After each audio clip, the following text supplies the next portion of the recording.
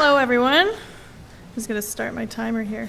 Okay, so this is only my second conference, and this is my first time speaking, so I'm very excited. I'm going to breeze through the first few slides because it just talks about where I come from. So, get stage humor. So I started off in theater. I grew up in small town Ontario, middle of nowhere, and I moved out to Vancouver to go to school for theater production. So that is lighting, it is stage building, it is sound, although I'm not a sound person. So that's where I've started.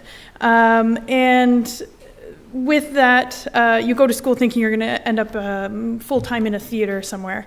That's not how it works. You end up freelance with a lot of different companies, and a lot of the times you end up doing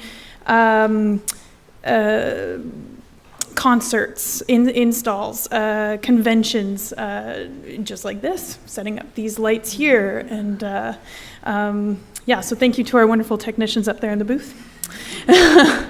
So college for me was very much my apprenticeship, if you will. So this is just a couple samples of stages that we built on stage there.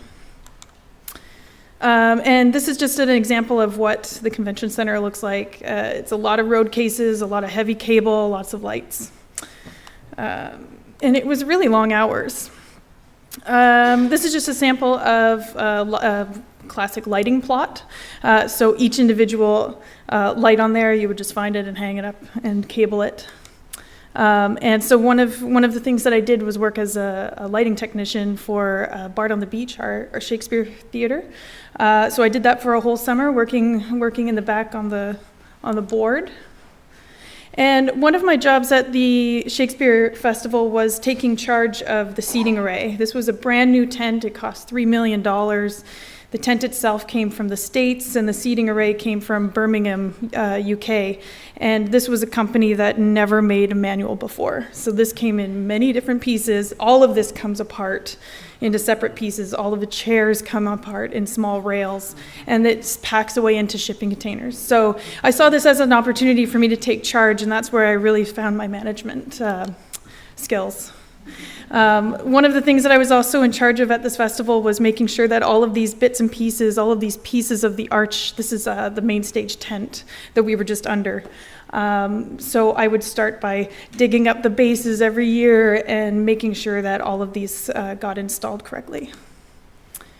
I've helped with home renovations, which was very dirty and a lot of work. And this is when we were getting finished the kitchen, and this really helped me refine some finishing skills, which I still use. So the second part of my career, one of my professors started working at a museum, and he called me in one time to help him build an exhibit, and I thought, well, that's very strange, but sure, because I grew up going to museums, and I loved them, but I had never considered that they need technicians to put these things in. So I started working there part-time and just as an on-call technician, and I was totally in love. It's very much like theater. This is what it's funny, I tell this to people. I think it's very much like theater, and except the actors still need as much care and handling, but the objects don't talk back to you. So it's quite, it's very nice. So when I first started working at MOA, their structure was quite a bit different than a lot of the museum structures, institutions that I've seen here. So we have 7 full-time curators. We have 1 in-house designer. We have 1 in-house graphic designer, and then myself as the fabrication coordinator. And I'm the first one that they've ever had like this. So in the past, they had 2 designers, and they each built their own exhibit, but they were very small. So me being focused on the fabrication gives us the possibilities to make larger exhibitions, and they're awesome. So part of what I do a bit of everything. I do welding, I do carpentry, I do lighting. So this is a really mini example of a theater light that you can bring into galleries now, and I love them. They're great. They have so much capability.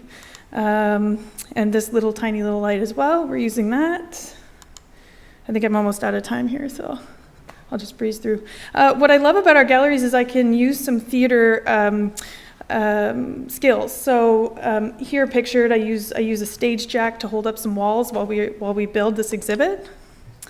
And I'm just going to have to breeze real quick here. This is the finished product. This was one of our latest shows, Marking the Infinite. Yeah, I love it. It's great. I get to do a whole bunch of different things. And I'm the only full-time fabricator, so that means I have a lot of on-call crew that I bring in. I employ them for about 2.5 months every exhibit. We do about a month pre-build, and then the deinstallation process, I transfer over from theater, I still call it strike. So we strike and then install the next exhibit. And yeah, it's a really great. This is Traces of Words. This is a group called Team Lab. You may be familiar with them. And for this, I had to black out a room. And we have really strong regulations about what you can't cover up on the ceiling. And so sprinklers, that's an issue. Anything that you cover up on the ceiling, you have to cover in something that can fall down or just come apart real easy. So this is from, it's called Melt Out. And every 12 inches, there's a seam that when there's heat and water, it just melts away. So this essentially would just open up if needed. And this is just the outside of the building.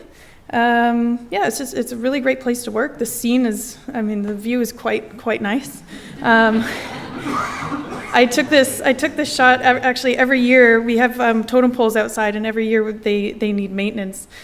So I drive a boom lift around the yard for the collection staff, so I just snapped this photo while I was there. Yeah, it's quite a remarkable place to work, and I love what I do. It's great. And that's it.